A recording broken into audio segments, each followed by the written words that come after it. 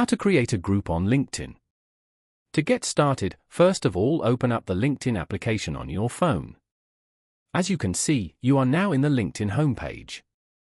Here, you can view posts from all your connections and pages that you follow on LinkedIn. On this page, go to the bottom panel and tap on My Network.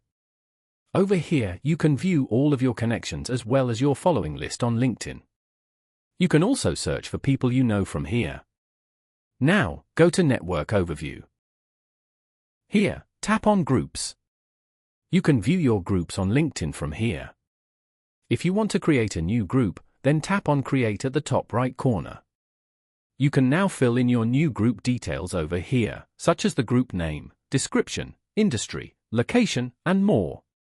You can also choose whether you want the group type to be public or private. Once you're done, go to the top right corner and tap on Create.